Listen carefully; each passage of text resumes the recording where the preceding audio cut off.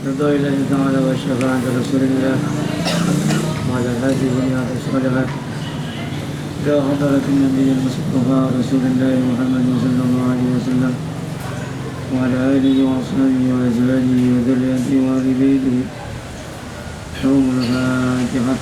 أعوذ بالله من الشيطان الرجيم. بسم الله الرحمن الرحيم. الحمد لله رب العالمين الرحمن الرحيم مالك يوم الدين إياك نعبد وإياك نستعين اهدنا الصراط المستقيم صراط الذين أنعمت عليهم غير المغضوب عليهم ولا الضالين. بسم الله الرحمن الرحيم. عن أبي هريرة رضي الله عنه أن النبي صلى الله عليه وسلم قال hadis diriwayatkan dari Abi Hurairah bahwasanya Nabi Muhammad Rasulullah SAW bersabda. Jelasin suaranya nih. Bik, jelasin nggak Bik? Awat jelasin nggak?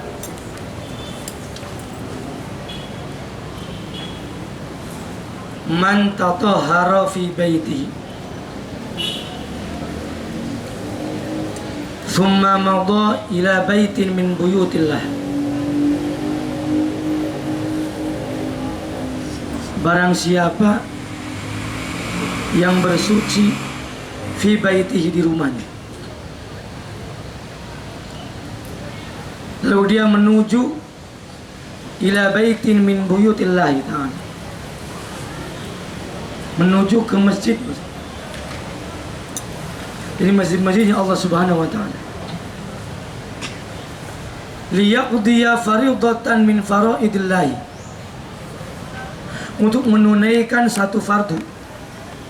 Maksud di sini maksudnya salat. Min faraidillah, dari fardu-fardunya Allah. Maksudnya dari salat-salat yang diwajibkan oleh Allah. Kanat khutuwatu, maka ada apa langkah-langkahnya. Halo, ada?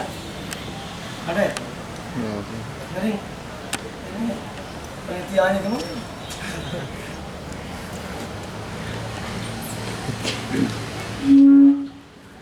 Ihdahuma tahuttu khati'atan, sebelah salah satu kakinya itu menghapus satu dosa. Wal ukhra tarfa'u darajatan, dan langkah kaki yang satunya mengangkat derajat. Halo, udah bagian aja sampai akhir. Nah, jelas nggak? Hadis ini menerangkan tentang fadil masyi dalam masjid, keutamaan orang melangkah ke masjid. Hadis tadi mengatakan Rasulullah, barang siapa yang bersuci di rumah, berwudu di rumah, udah suci dari rumah, setelah dia suci berangkat ke masjid. Untuk apa? Untuk menunaikan sholat, bahkan berjamaah. Maka setiap langkahnya itu, langkah yang kanannya yang satunya menghapus dosa, langkah yang kirinya, kaki yang kirinya mengangkat derajat. Itu fadilah, keutamaan. Allah menciptakan kaki untuk kita, kepada kita. Itu adalah untuk digunakan ibadah kepada Allah.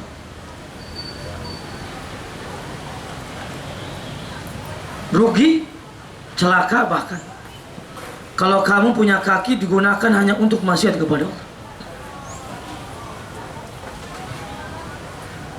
Atau tidak maksiat, hal yang lagun.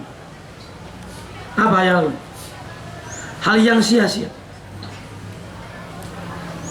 Gunakan langkah kaki kamu itu untuk ibadah kepada Allah. Thalabul ilmi, berjamaah sholat, pergi ke masjid, maka setiap langkahnya diampuni dosanya Allah. Dan setiap langkahnya Allah akan mengangkat derajat seseorang. Derajat di mana? Fit dunya wal akhirah.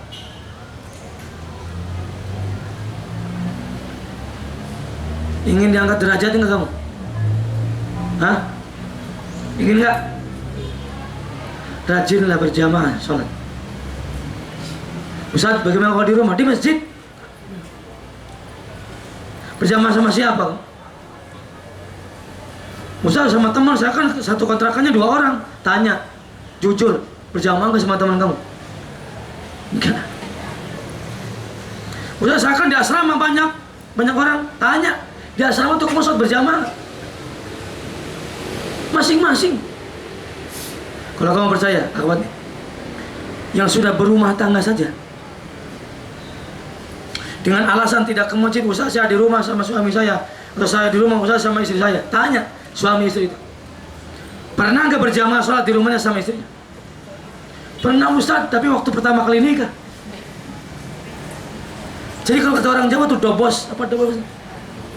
Apa dobos? Hah?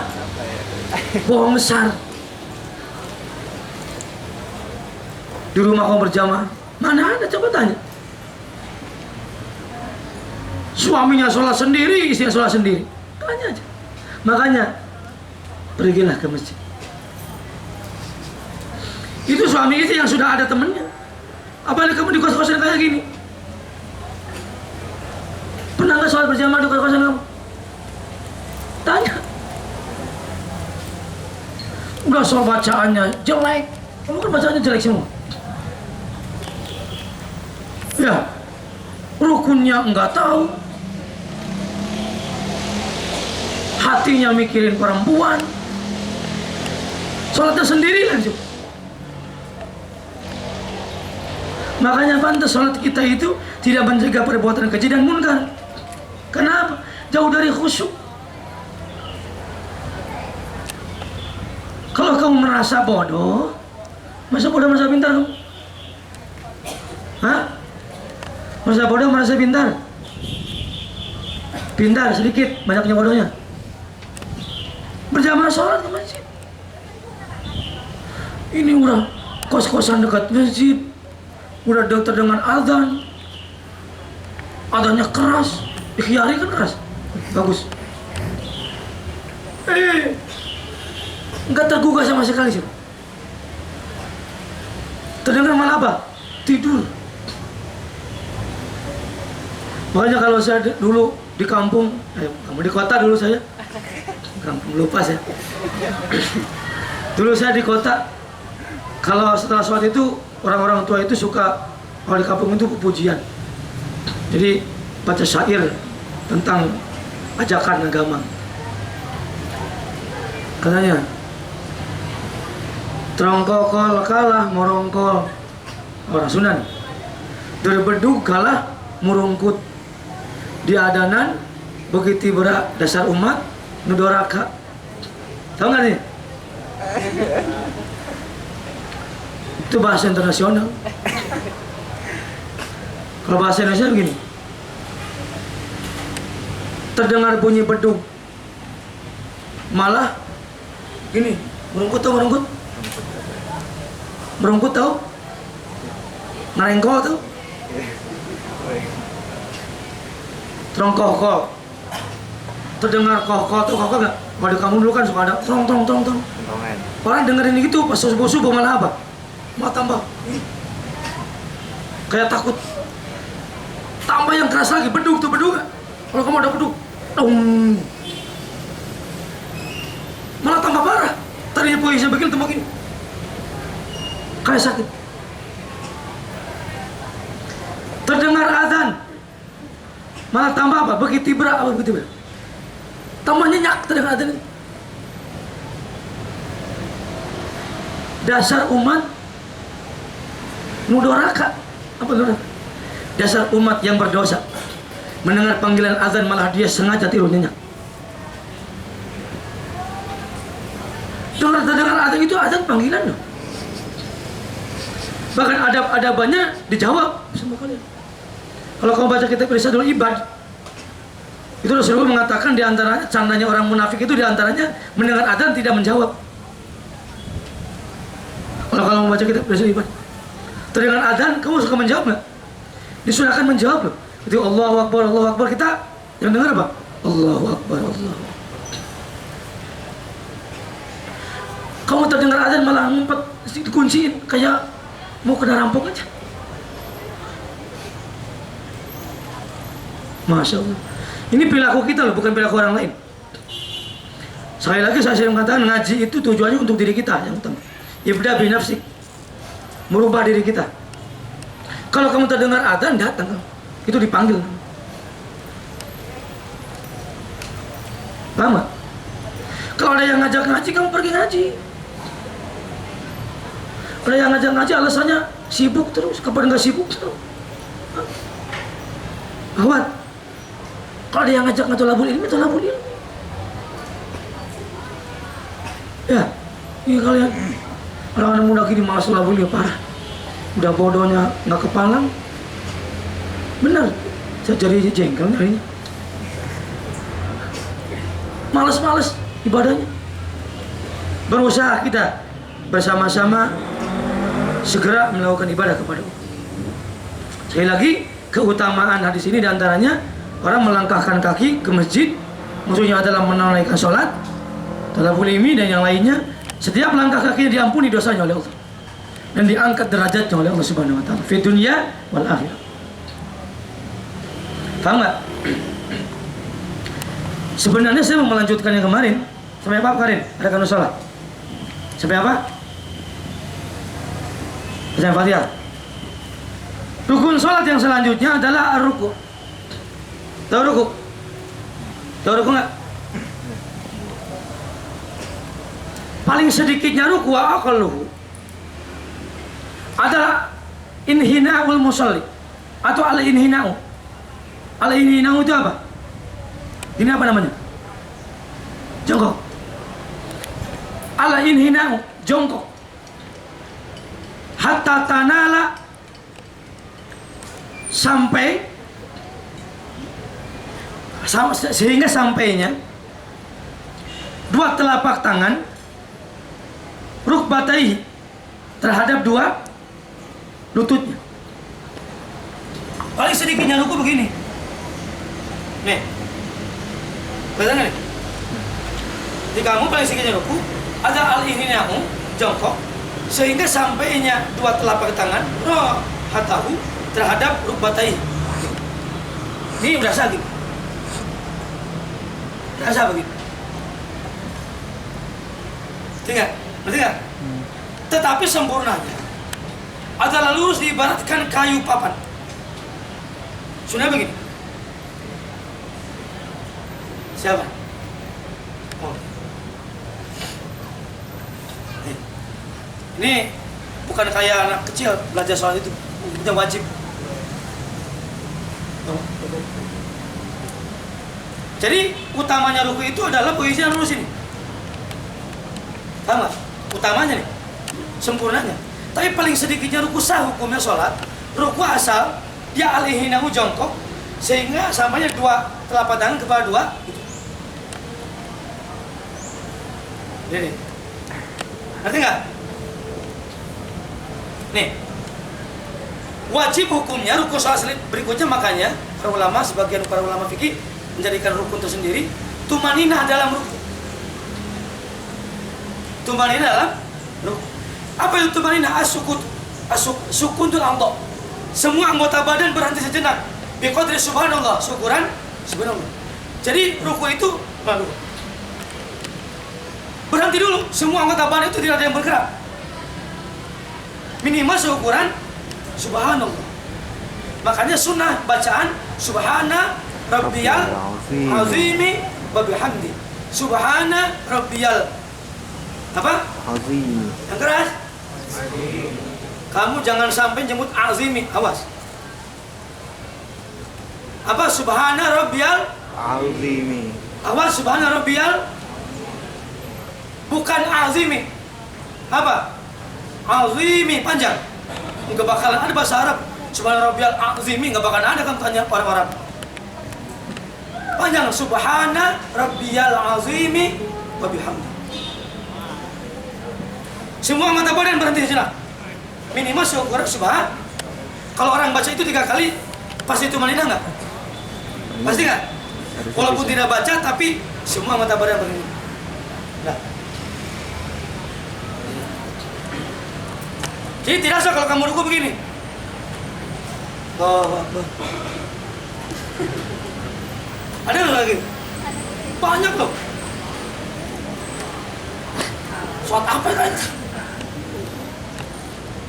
Dibilang wali kayak gitu. Apa wali apa? Wali grup wali nih.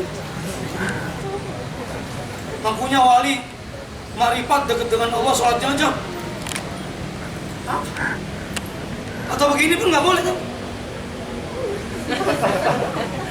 Banyak, banyak. Dia tinggal tumanina namanya. Semua anggota batu berdiri atau begini. Ada saat ini? Ada nggak? Coba aja. Ini kayak gitu semua kamu nggak sah sholat batas. Semua anggota badan berdiri sana. Nggak? Paling sedikitnya ruku adalah sampai 2 telapak tangan terhadap 2. Sempurnanya tadi lurus. Dan wajib tumani. Ngerti nggak? Nanti praktek sholat semua. Bukan ngaji anak kecil. Banyak orang aku pintar tapi sholatnya nggak benar. Ya, udah ngomongin negara apa? Ngomongin apa? Khilafah negara-negara muslim, sholat aja nggak becus. Dia jengkel gue. Nggak, terus. Nggak parah. Terus. Nggak. Itu parah. Yang selanjutnya hal yang tidak lu. Apa itu? Yang tidak. Apa itu tidak? Audul musalli minar ruku'i ila makana alaihi qablaha. Kembalinya seorang yang sholat dari ruku terhadap posisi awal. Jadi kembali dari ruku. Namanya tidak. Sami Allahu liman.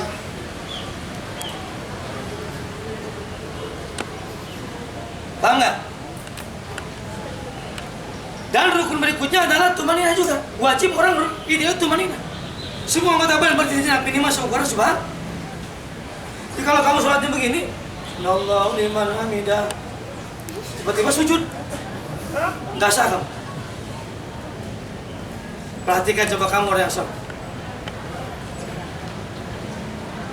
Banyak. Sami Allahu liman hamidah.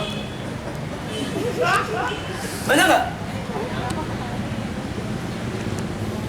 Banyak nggak? Coba. Saya bukan ngarang loh. Ini kitab ini sama hadisnya. Kitab ini. Jangan langsung tumanina. Tidak boleh. Berhenti saja. Sami Allahu liman hamidah. Boleh di sini. Boleh di sini. Yang penting semua anggota badan diam. Tapi kalau kamu begini, Sami Allahu liman hamidah. Pegang. Bagaimana? Langsung. Dasar.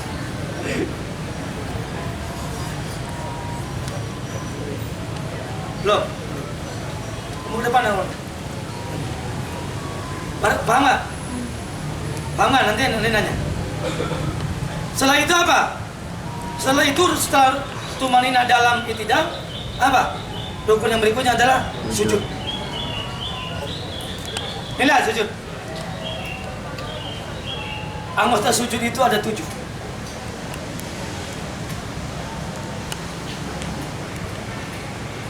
Yang pertama adalah rukbatai. Apa? 2 lutut. 1, 2. Yang ketiga apa? 2. Ini, tangan ini. 1, 2, 3, 4. Yang selanjutnya bibutuni asobil qadamain. Dengan batin-batin jari-jari dua kaki.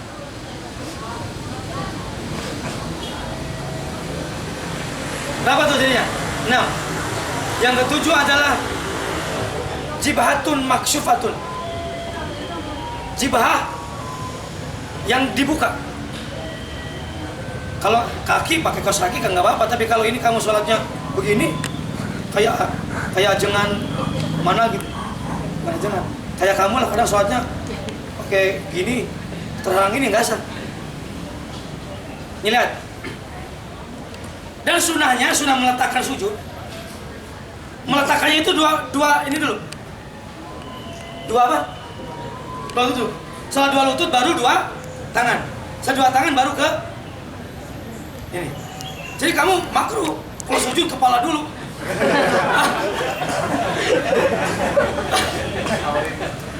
Sah nggak kalau kepala dulu? Sah.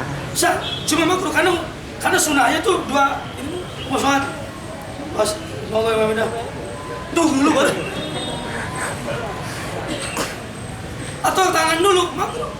Aduh langsung sujud dulu. Insyaallah liman hamidah.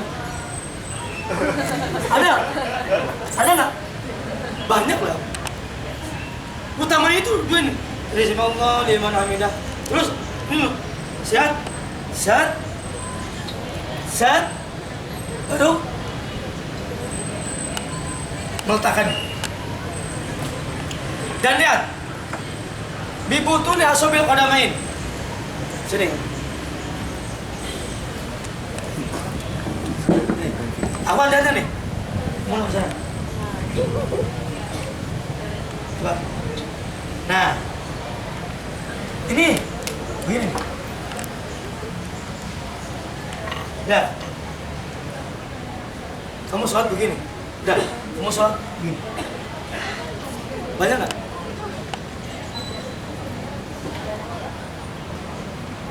Namanya ibu tuh nasib qadamain. Perempuan kayak gitu nggak? Hah? Kelihatan nggak Ahmad? Diri kamu kelihatan. Diri kamu tahu modal diri. Kelihatan nggak? Diri aja.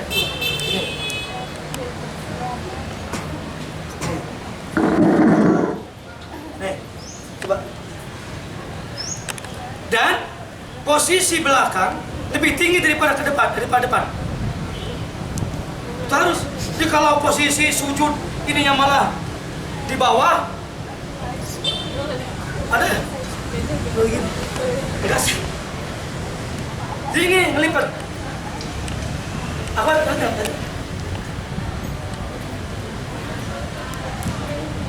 Sujud. Dah. Paham nggak? Jadi ingat-ingat anggota sujud ada 7. Hafalin. Anggota sujud ada berapa? 1, 2, 3, 4, 5, 6. Ini wajib terbuka. Wajib maksyufah. Jadi kalau kamu sujud begini, perempuan baik yang mau kena pun sujudnya jangan terhalang mau kena. Harus ada jibhah. Paham nggak? Makanya sampai saking apiknya, saking berhati-hati kalau di kampung itu sebenarnya kurang tepat. Kalau di kampung itu ada bahasa, kalau ada rambut satu helai aja nggak sah. Sebenarnya sah secara fikih, karena wajibnya sebagian jibhah, bukan semua jibhah. Mana batasan jibhah? Lihat, batasan jibhah adalah ini, pelipis ini ujungnya. Nih, set ke atas. Namanya jibhah. Ini jibhah bukan? Sujud pakai ini saya nggak? Dari mulai tumbuhnya rambut, dimana binti sari, sampai A2 alis ini, namanya jibhah, lebarnya. Panjangnya dari mulai pelipis ini. Kalau kamu sujudnya begini, dengan begini saya nggak ini. Atau sama kepala. Paham nggak? Itu namanya sujud.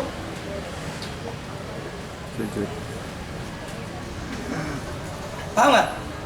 Itu fikih. Masih banyak nih. Itu yang keberapa? 7 banyak. Tapi tumanina masukin. Nah, terus tumanina dalam sujud juga. Tumanina dalam di sujud itu berhenti dulu sejenak. Subhanallah minimal. Allahu Akbar. Apa bacaannya sunnah? Itu bacaannya sunnah. Apa bacaannya? Subhana Rabbiyal A'la. Subhana Rabbiyal A'la. Rabbiyal A'la.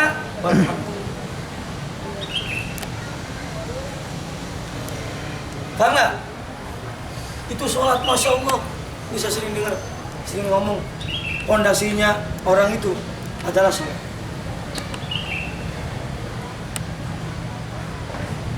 Apa yang membedakan di antara para kiai? Apa yang membedakan orang mukmin dengan orang yang bukan mukmin? Adalah sholat. Sholat. Jadi kalau orang Islam berani meninggalkan sholat, Masya Allah, dosa besar. Tapi tadi sekali lagi, belajar sholat yang benar. Dari mulai bacaannya. Kau belajar bacaan sholat yang benar? Ya, sholat.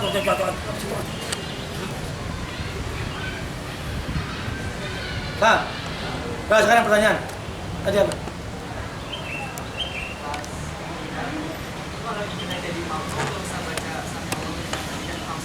Ya. Jadi bacaan itu sunnah, baik makmum ataupun imam sebenarnya. Jadi sami Allahu liman hamidah itu bacaannya sunnah, baik makmum ataupun cuma kalau jangan sampai keras sama imamnya, masa bareng sama imam, sami Allah. Yang tidak disunahkan kalau berjamaah itu adalah imam membaca surat dalam sholat jahar, makmum mendengarkan. Sunnahnya seperti itu. Paham nggak? Sholat maghrib nih, Fatihah itu hukumnya rukun. Kalau kamu nggak baca Fatihah, tidak sah, kecuali makmum masbuk. Kecuali makmum masbuk yang masih bisa menemukan berbarengan ruku tumaninah dengan imam. Paham nggak? Ngerti nggak? Ada pertanyaan? Buat. Coba. Boleh. Waktu itu tangannya harus lurus atau harus ke luar sana? Lurus. Lurus. Jadi kalau begini, bagaimana kalau begini? Saja intinya tadi. Wa qaluhu paling sedikitnya itu ini sekiranya sampai kepada 2. Kalau gini nggak bisa lurus kamu. Punggung kamu nggak bisa lurus kalau rukunya begini. Tapi memang ada bedanya antara laki dan perempuan. Ya. Kalau kamu nggak ngaji nggak tahu. Benar. Kalau kamu baca kitab fikih, itu ada perbedaan, beberapa perbedaan antara laki dan perempuan dalam berakan sholat. Sunnah. Perempuan itu kalau ruku atau sujud atau mengangkat 2 tangan, saya takut disangka jorang. Tahu jorang nggak? Saya bukan porno ya, bukan. Di antaranya kalau rukunya perempuan itu menahan ini. Jadi begini. Perempuan ini. Ya. Bedanya dengan laki-laki. Dan sujud. Perempuan sujudnya begini juga. Sudah. Perempuan menahan apa? Bukan menahan apa. Pokoknya gitulah udah. Ngerti nggak? Bener. Itu perbedaan perempuan dan laki-laki dalam sholat itu ada 4 antara. 1 tadi ruku, sujud, terus mengangkat 2 tangan, terus ketika ada imam salah, laki-laki disunahkan maunya subhanallah. Kalau perempuan menepuknya bukan begini tapi kalau kamu menepuk begini batal. Lihat, menepuknya itu tangan kanan menepuk ini, tangan kiri begini. Bukan. Oh. Salah kali. Itu perbedaan antara laki-laki dan perempuan. Ya, hati-hati perempuan, kalau imamnya salah kamu kalau jauh lagi kan begini nggak dengar juga, jauh kan. Ya semua orang nggak ingat semua kecuali 1 orang perempuan, ingat ya. Atau Yang linurnya yang satu orang itu. Ya. Ya.